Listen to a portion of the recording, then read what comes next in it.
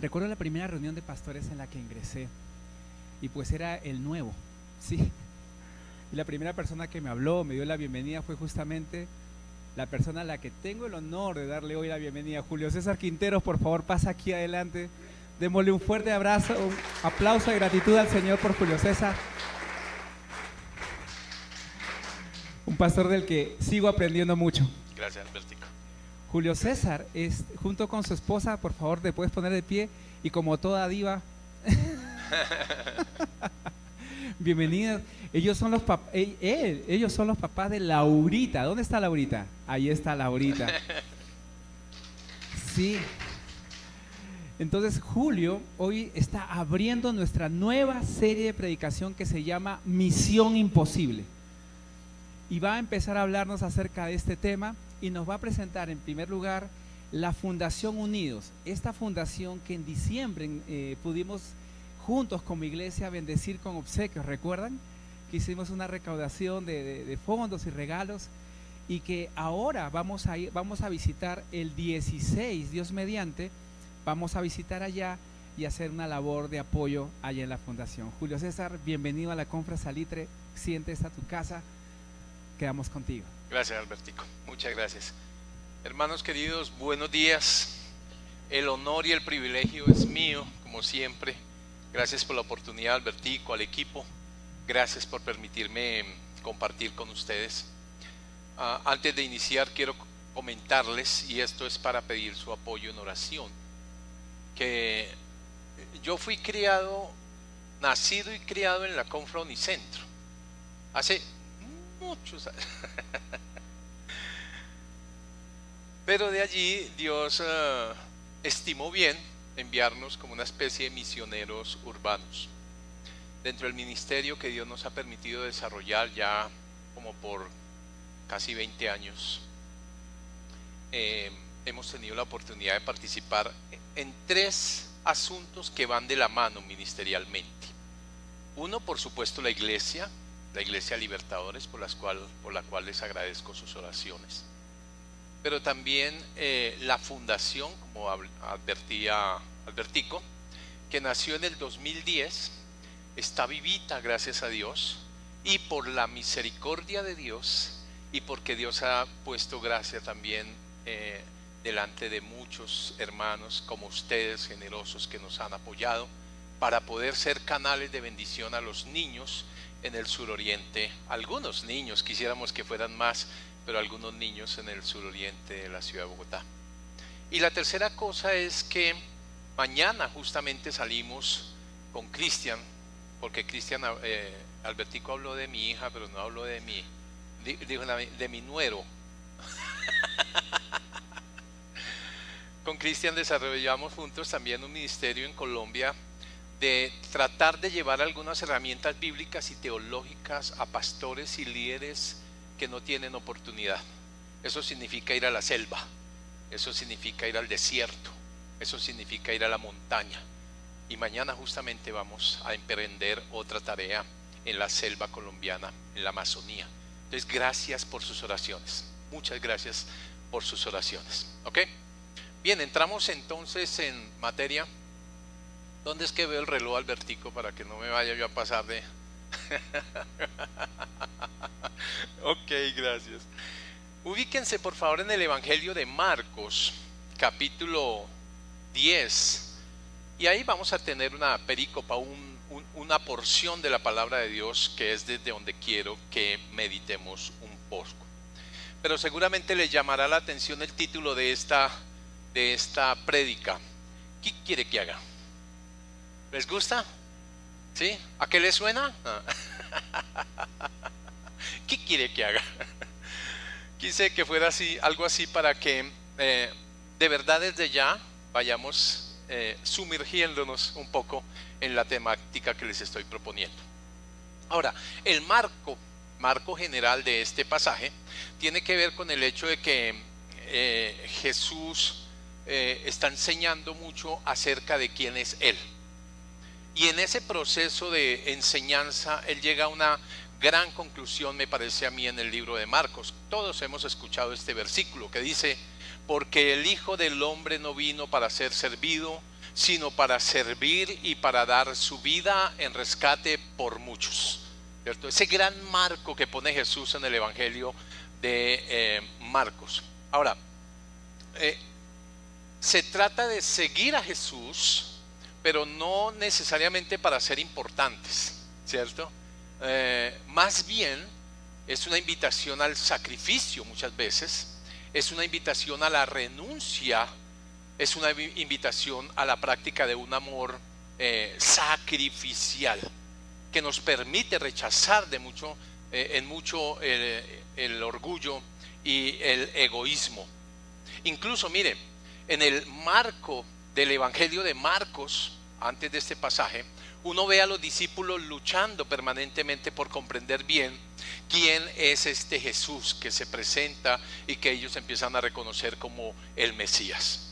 En ese contexto es que aparece este pasaje, ¿cierto? Un joven para el cual no fue ajena la situación, también él estaba luchando. Es un joven virtuoso en muchos temas, ¿cierto? Y se acerca y entonces le dice a Jesús, ahí en Marcos capítulo 10, versículo 17 hasta el 22. Voy a leerlo para ustedes. Cuando salía para seguir su camino, vino uno corriendo y arrodillándose delante de él, le preguntó: Maestro bueno, ¿qué haré para heredar la vida eterna? Y Jesús le dijo: ¿por qué me llamas bueno? Nadie es bueno sino solo uno, Dios. Tú sabes los mandamientos: no mates, no cometas adulterio, no hurtes, no des falso testimonio, no defraudes, honra a tu padre y a tu madre. Y él le dijo: Maestro, todo esto lo he guardado desde mi juventud.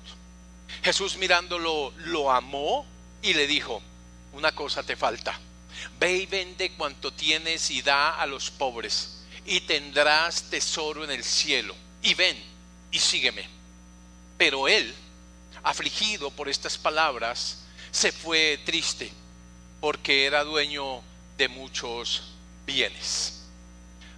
Oremos un momento y pidámosle a Dios que nos ayude a nadar un poco en estas aguas que nos propone esta mañana. ¿Está bien?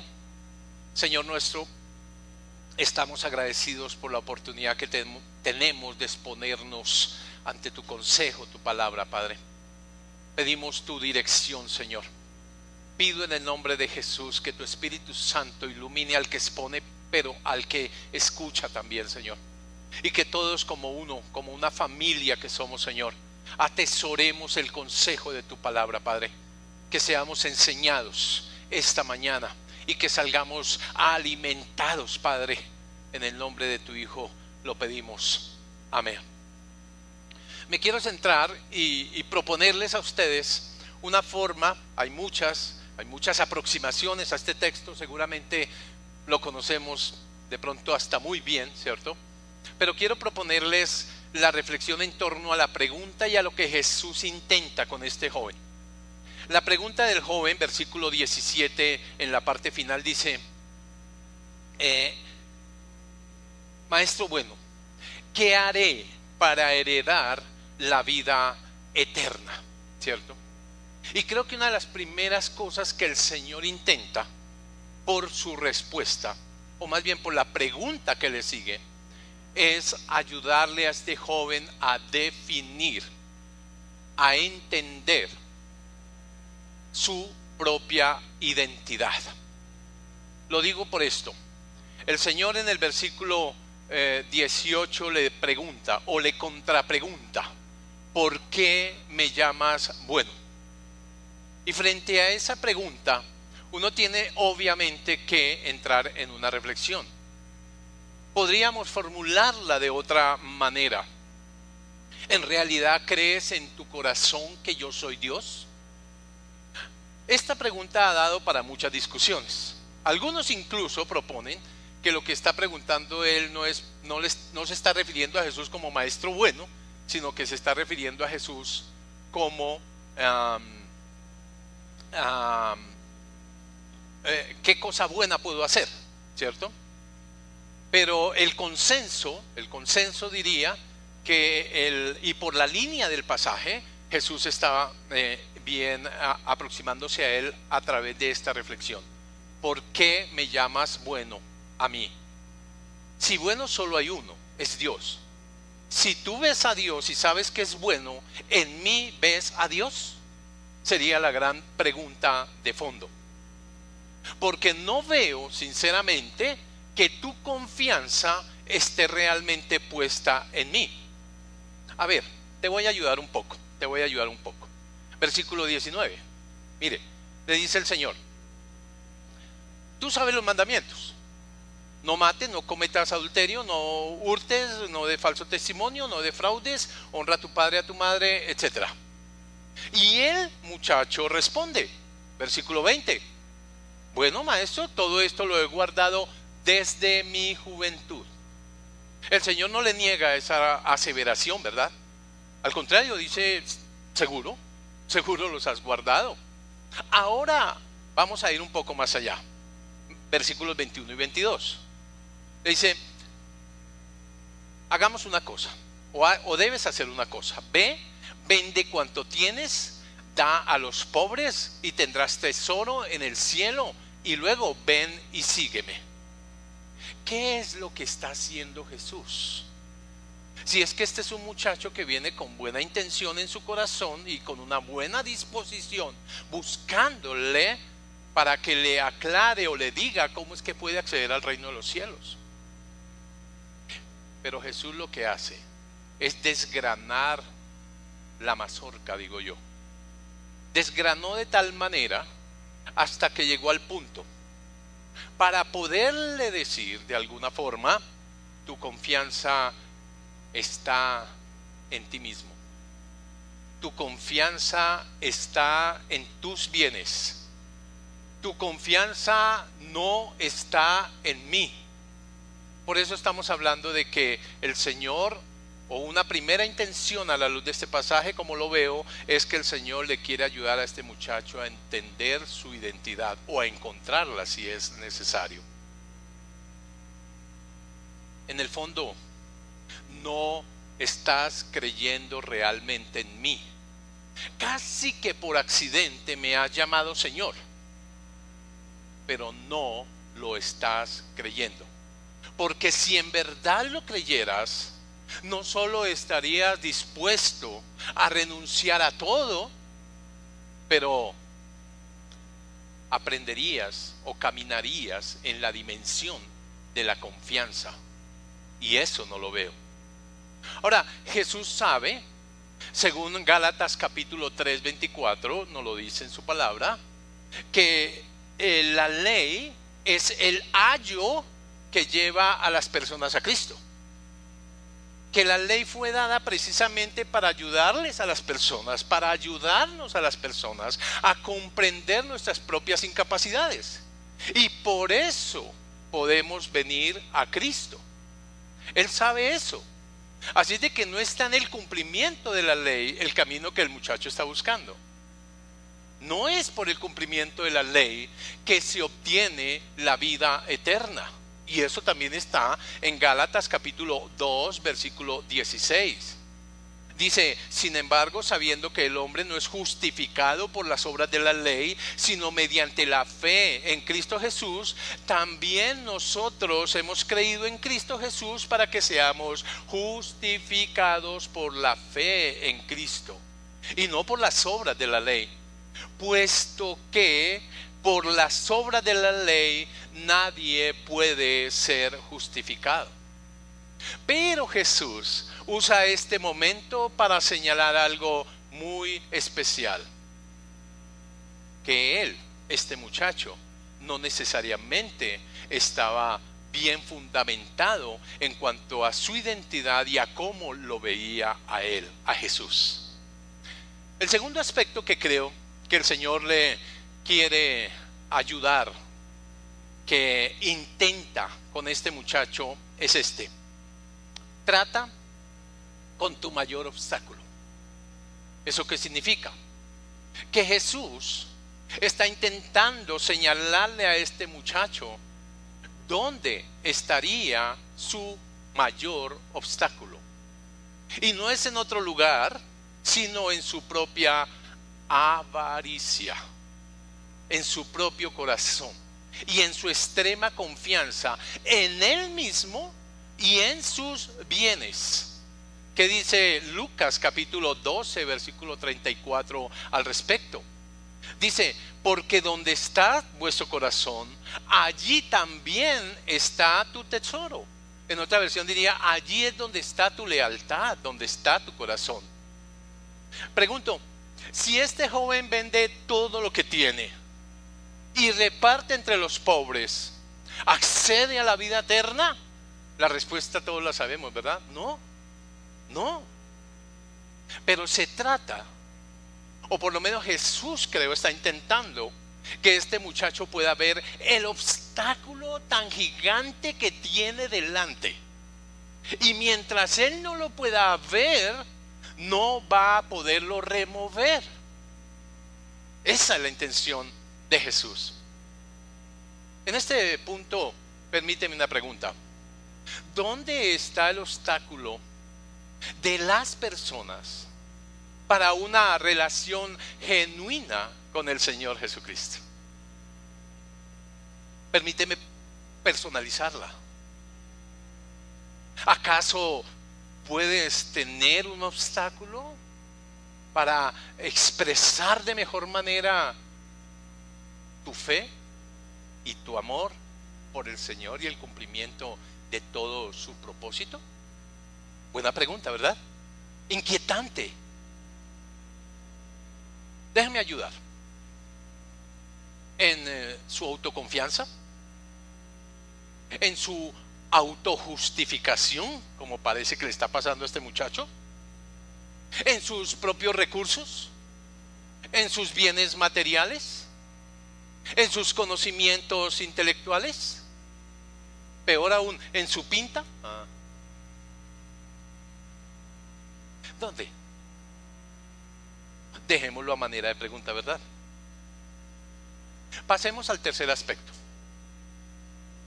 Creo que el Señor quiere además ayudarle a este muchacho a entender que sería bueno pensar en darle un mejor uso a sus bienes, o el mejor uso posible a sus bienes.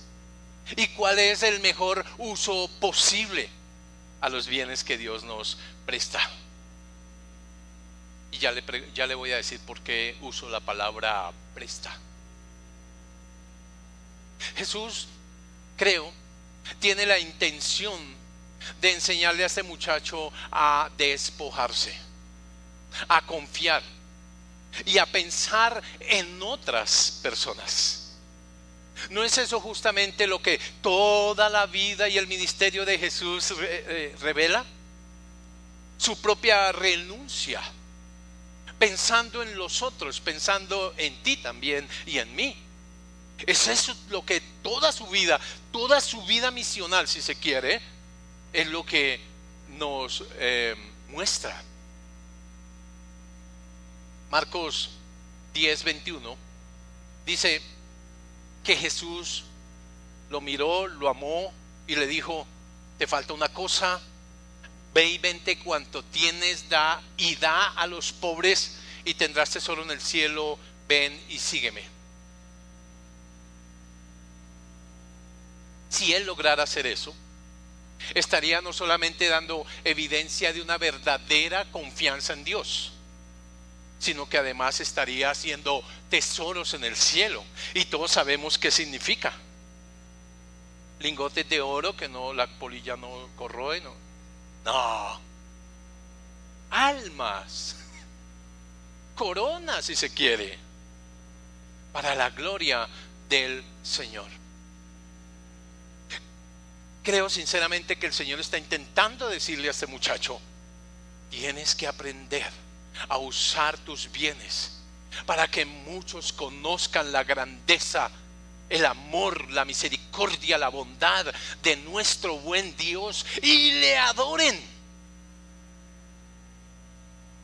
Serán tu tesoro en el cielo, además de tus propias coronas, si lo quieres ver de esa manera.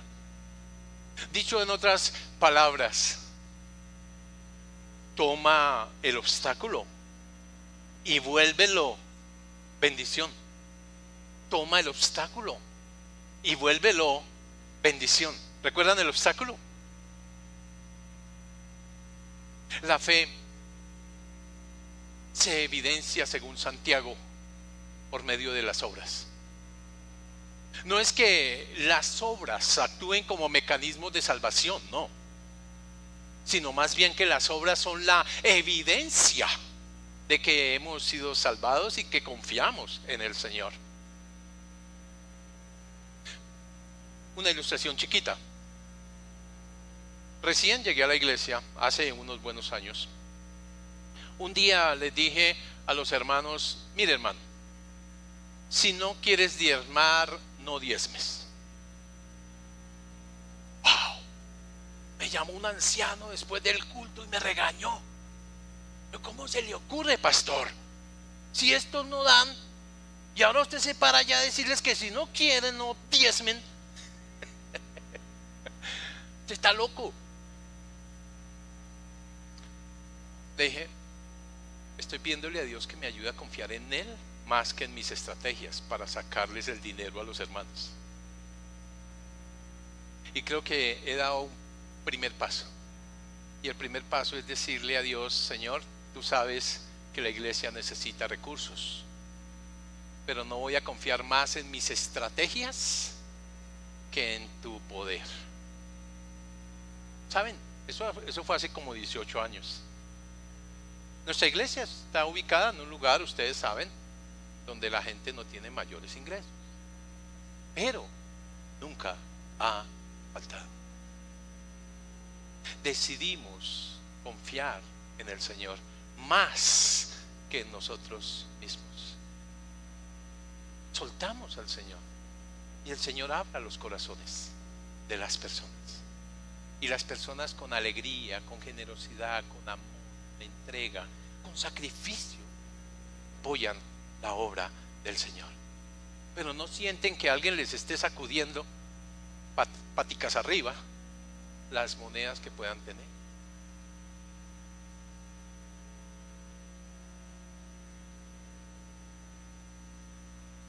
La fe se evidencia por medio de las acciones. Mientras una persona no se desprenda de aquello que aparentemente le da seguridad, y mientras la persona no entienda que todas esas cosas tienen un valor secundario, jamás podrá efectivamente hacer tesoros en el cielo. Mire, permítame hablarle un poquito de la Fundación Unidos.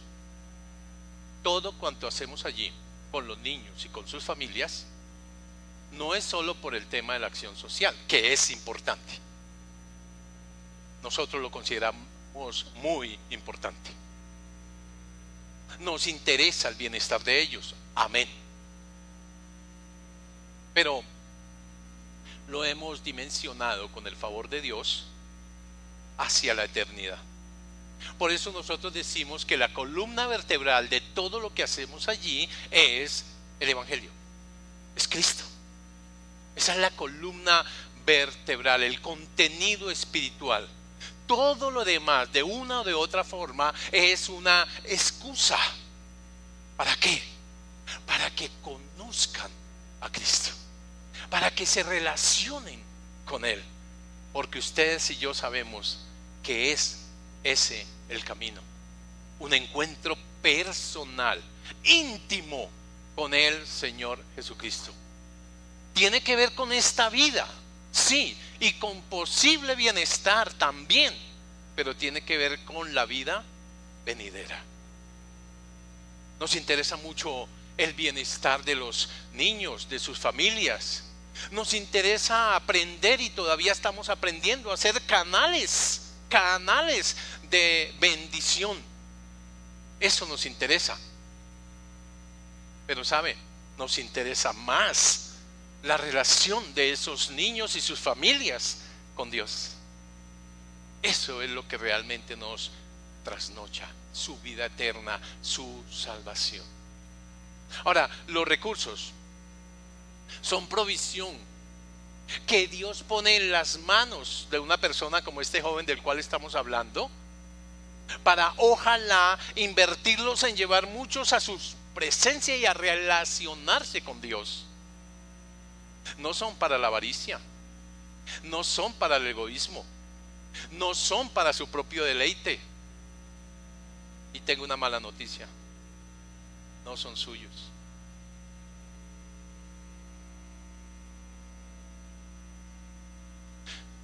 En ese sentido, no son los bienes, no son las riquezas los que impiden que alguien vaya al cielo. Son, o es, la confianza en eso. Entenderlos en su justa proporción, darles el lugar adecuado, no solo facilita poner nuestra confianza en Dios, pero también facilita que otros pongan su confianza en Dios. Mire, no hace mucho, una mamita, bueno, es una abuelita, tiene su niño, está con nosotros como desde el 2010, desde que comenzamos. La mamá de este niño lo abandonó, literal. Además de que antes lo golpeaba, lo maltrataba, etc. Mejor le fue que lo abandonara. Lo dejó en manos de su abuelita, una señora ya mayor, un poco enferma. Y esta abuelita hace grandes esfuerzos por este niño, grandes. Entre otros, un día hablando con ella, decidimos buscar la forma de conseguirle unos termitos, unos termos, y darle la posibilidad y la provisión para que hiciera unos tintos y pudiera salir a la avenida a vender unos tintos y ganarse 2,000 o 3,000 o 5,000 pesos en el día. Difícil para ella. Hace poco en la fundación extendimos la invitación a los papás también de los niños, porque estamos armando un ejército de donantes, lo llamamos nosotros. Necesitamos 150 personas fieles en el 2022 que cada mes nos apoyen para que la fundación siga pudiendo hacer su tarea. ¿Sabe quién fue la primera persona que levantó la mano? Esta abuelita. Esta abuelita dijo: pastor, yo puedo dar 10,000 pesitos al mes. Le dije amén. Amén. La abrazamos y le dijimos gracias. ¿Es la cantidad? No, es el corazón. Dios ha puesto un recurso en las manos de ella y ella ha entendido el valor de sumarse, sumar. Y sumar para la causa de Dios en la vida de otros. Hacer tesoros en el cielo. Y así como ella y su nieto han sido bendecidos, quiso decir: yo desde mi escasez quiero bendecir a otros. Quiero terminar con estas cortas reflexiones para tu propia vida. Primera, yo quiero pensar que tu identidad está absolutamente clara en el Señor. Eso estaría superado, ¿verdad? Amén. De no ser así, ojalá que el Señor se revele a tu vida de manera especial y sobrenatural, que te permita verlo, experimentarlo, apreciar su perdón, su amor, su misericordia, su bondad, su gracia. Pero si superamos ese primer asunto, podemos hacer la siguiente pregunta: ¿hay algún obstáculo que te impida seguir o servir genuinamente al Señor? ¿Algún obstáculo?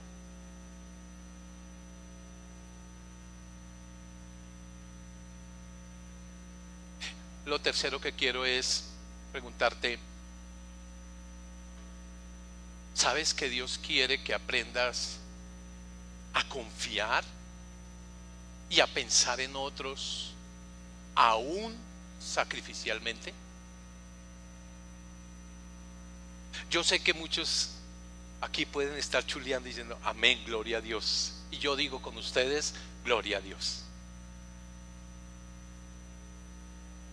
Pero puede el Señor incluso hacerme instrumento para llevar esta misma reflexión a otros. Si yo logro chulearlos, amén, puedo llevarla a otros. Dios quiere que aprendamos todos a confiar en Él y a pensar en otros aún de manera sacrificial.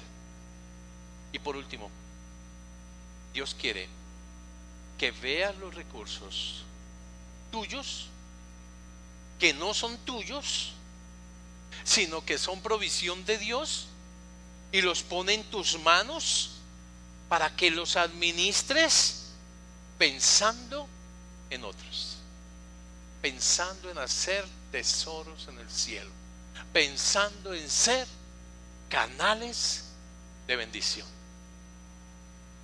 Gracias en serio, de todo corazón. Gracias, porque sé que esta iglesia se ha esmerado no solo con nosotros, sino en muchos otros contextos para bendecir, y seguramente esto muchos lo han chuleado. Pero por si acaso, que el Señor nos ayude en la reflexión y en la oración para ser todavía más y más intencionales a la hora de pensar en nuestra relación con el Señor, lo que Él quiere que nosotros hagamos. La pregunta de Él traducida al lenguaje nuestro hoy sería: ¿qué quiere que haga? Y tú te puedes llevar esa misma pregunta: Señor, ¿qué quiere que haga? Y el Señor ya te respondió. Amén. Vamos a orar. Si se quiere poner de pie, está bien, y démosle gracias al Señor. Amado Padre, gracias. Gracias siempre, siempre, siempre por tu bondad, Padre, por tu infinita misericordia con cada uno de nosotros, Señor. Gracias, Señor, por la oportunidad que tenemos de meditar en tu palabra, y a la luz de la experiencia de un hombre como este, que se acerca, Señor, a ti, poder ver, Padre, cuán importante es tener claridad en estos aspectos, Señor.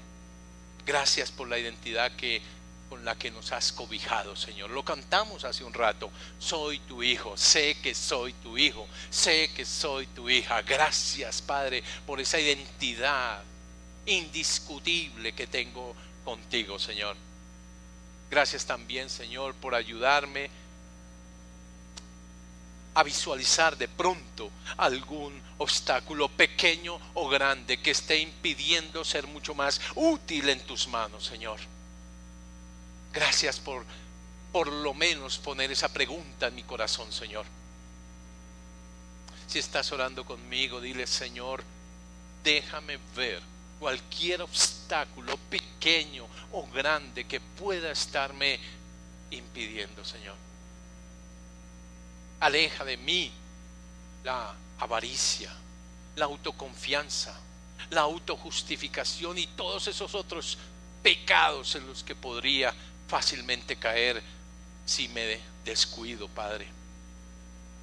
Dile: Señor, comprendo perfectamente que me has bendecido, que has puesto recursos en mis manos, y te pido en el nombre de Jesús, Señor, que me ayudes para usarlos fundamentalmente para la grandeza de tu nombre, Señor.